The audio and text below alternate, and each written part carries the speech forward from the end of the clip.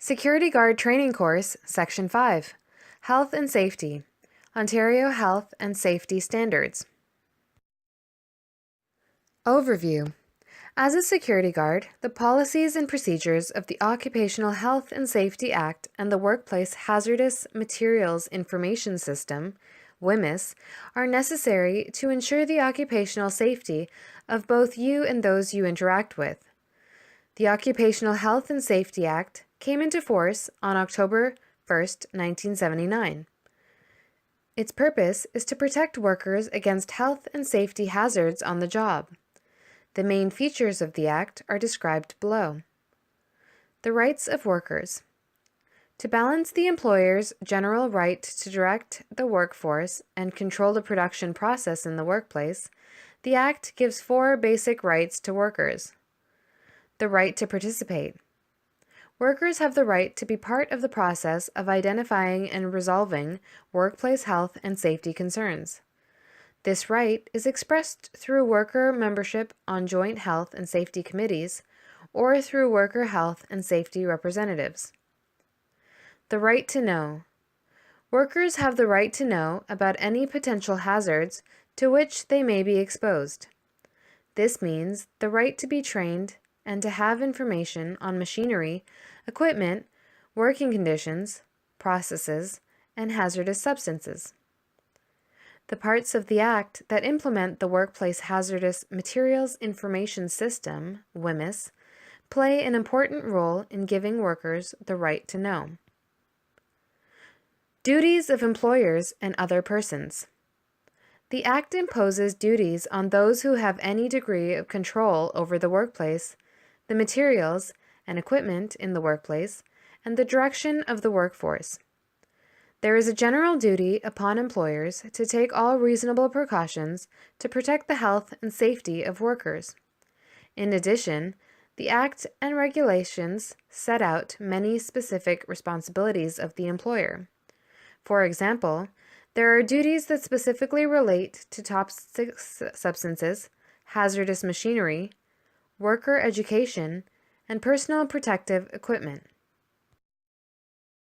There is a duty on all officers and directors of corporations to ensure that their corporations comply with the Act and regulations. The duties of workers are generally to work safely in accordance with the Act and regulations. Enforcement. If the internal responsibility system fails to address adequately the health and safety issues in a workplace, or if the Act and regulations are not being followed, the Ministry of Labor has the authority to enforce the law. Inspectors have broad powers to, among other things, inspect any workplace, investigate any potentially hazardous situations and work refusal, order compliance with the Act and regulations, and initiate prosecutions.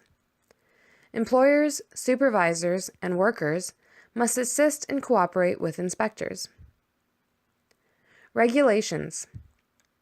The Occupational Health and Safety Act, which gives the Government of Ontario broad powers to make regulations, sets out general principles and duties for the workplace parties. The regulations set out in detail how these duties are to be carried out.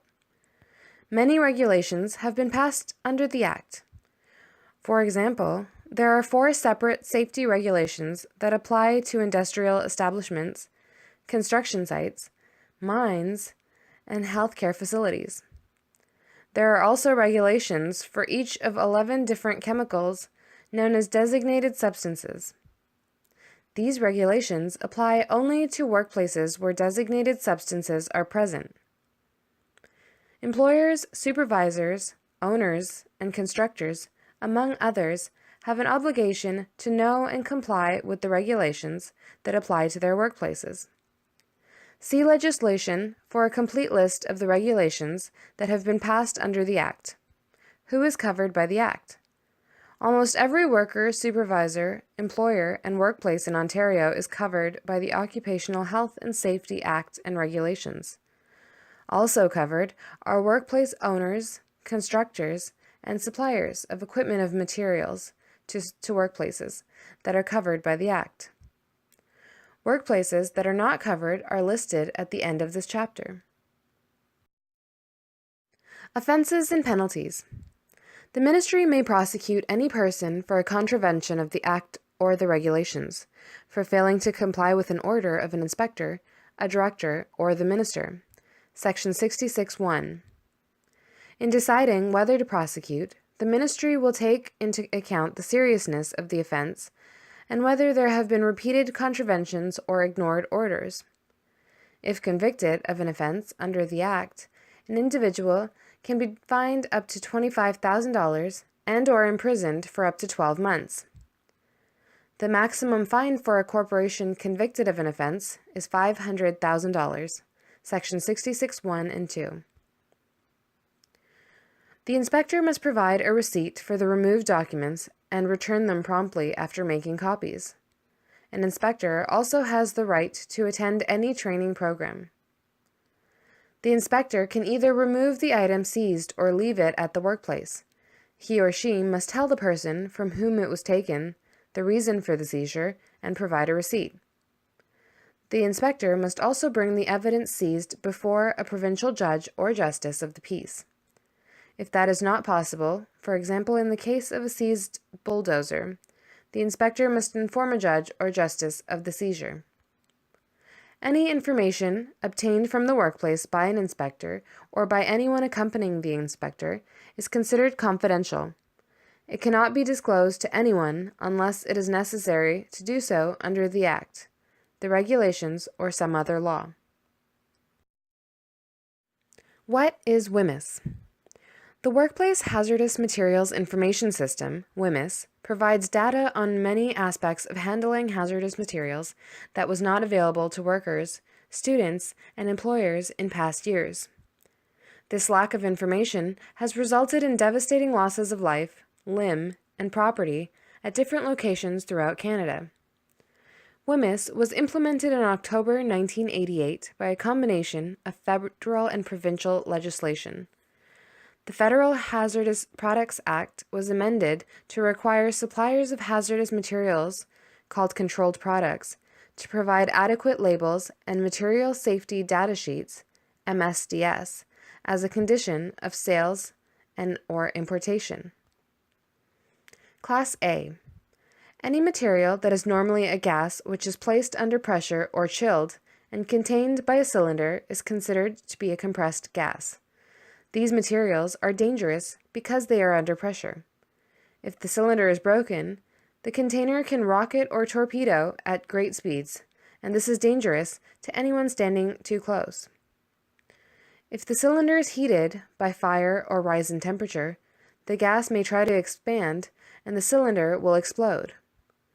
Leaking cylinders are also a danger because the gas that comes out is very cold and it may cause frostbite if it touches your skin, for example, carbon dioxide or propane. Common examples include compressed air, carbon dioxide, propane, oxygen, ethylene, oxide, and welding gases. The hazardous symbol is a picture of a cylinder or a container of compressed gas surrounded by a circle. Additional dangers may be present if the gas has other hazardous properties. For example, propane is both a compressed gas and it will burn easily. Propane would have two hazardous symbols, the one for a compressed gas and another to show that it is a flammable material. Class B. Flammable means that the material will burn or catch on fire easily at normal temperatures, below 37.8 degrees Celsius or 100 degrees Fahrenheit. Combustible materials must usually be heated before they will catch on fire at temperatures above normal, between 37.8 and 93.3 degrees Celsius or 100 and 200 degrees Fahrenheit. Reactive flammable materials are those which may suddenly start burning when it touches air or water, or may react with air or water to make a flammable gas. The material may be a solid, liquid, or gas, which make up the different divisions that fall under this class. Common examples include propane, butane, acetylene, ethanol, acetone, turpentine, toluene, kerosene, Stoddard solvent, spray paints, and varnish. The symbol for this class is a flame with a line under it inside a circle. Class C. Oxygen is necessary for a fire to occur.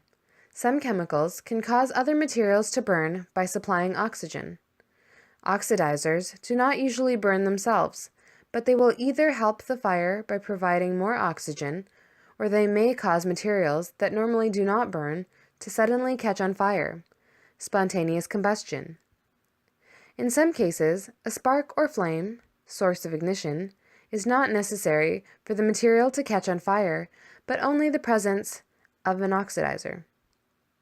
Oxidizers can also be in the form of gases, oxygen, ozone, liquids, nitric acid, perchloric acid solutions, and solids, potassium permanganate, sodium chloride.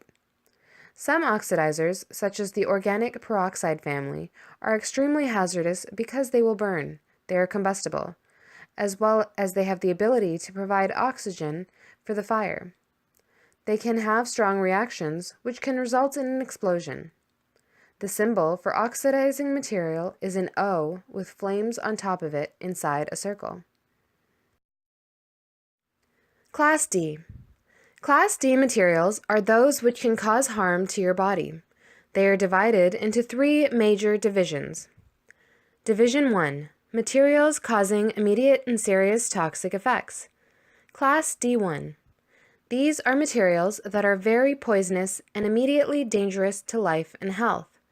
Serious health effects, such as burns, loss of consciousness, coma, or death, within just minutes or hours after exposure, are grouped into this category. Most D1 materials will also cause longer-term effects as well, those effects that are not noticed for months or years. Examples of some D1 materials include carbon monoxide, sodium cyanide, sulfuric acid, toluene 2,4-diisocyanate, TDI, and acrylonitrile.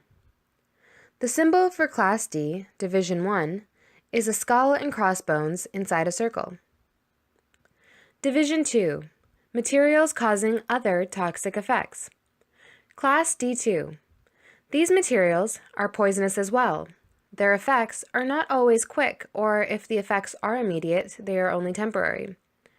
The materials that do not have immediate effects, however, may still have very serious consequences, such as cancer, allergies, reproductive problems or harm to the baby, changes to your genes, or irritation and sensitization, which have resulted from small exposures over a long period of time, chronic effects. Division 2 of Class D has two subclasses called D2A, very toxic, and D2B, toxic. While it is not a legal requirement for the WHMIS subclassification to be reported on the Material Safety Data Sheet, MSDS, nor is it a requirement for classes D2A or D2B to be distinguished on the label, it is often possible to make this distinction using the health hazard information on the label and/or the MSDS. Examples include asbestos fibers, mercury, acetone, benzene, quartz silica crystalline, lead, and cadmium.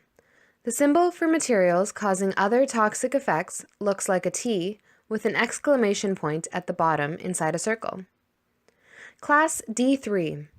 These materials are organisms or the toxins that they produce that can cause disease in people or animals. Included in this division are bacteria, viruses, fungi, and parasites. As these organisms can live in body tissues and fluids, they should be treated as toxic. Urine and feces should be treated as toxic only if they are visibly contaminated with blood. Biohazardous infectious materials are usually found in a hospital, healthcare facility, laboratories, veterinary practices, and research facilities. Workers in these places do not usually know which tissues or fluids contain dangerous organisms. For this reason, the workers assume that every sample is dangerous and proper protection is used all the time.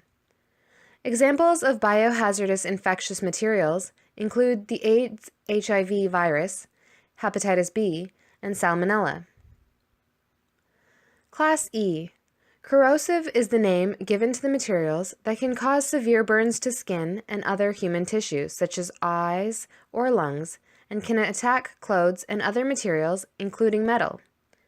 Corrosive are grouped in this special class because their effects are permanent. Irritants, whose effects may be similar but temporary, are grouped in Class D2. Common corrosives include acids such as sulfuric and nitric acids, bases such as ammonium hydroxide and caustic soda, and other materials such as ammonia, chlorine, and nitrogen dioxide. The symbol for a corrosive is a picture of two test tubes pouring liquid on a bar, piece of metal, and a head with lines coming off them inside a circle. Class F. A material is considered to be dangerously reactive if it shows three different properties or abilities. First, if it can react very strongly and quickly, called vigorously, with water to make a toxic gas. Second, if it will react with itself when it gets shocked, bumped or dropped, or if the temperature or pressure increases. And thirdly, if it can vigorously join to itself, polymerization, break down, decomposition, or lose extra water such that it is a more dense material, condensation. If a material is dangerously reactive, it will most likely be described as unstable.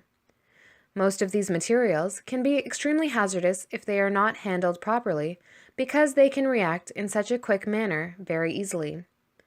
Examples of these products are ethyl acrylate, vinyl chloride, ethylene oxide, picric acid, and anhydrous aluminum chloride.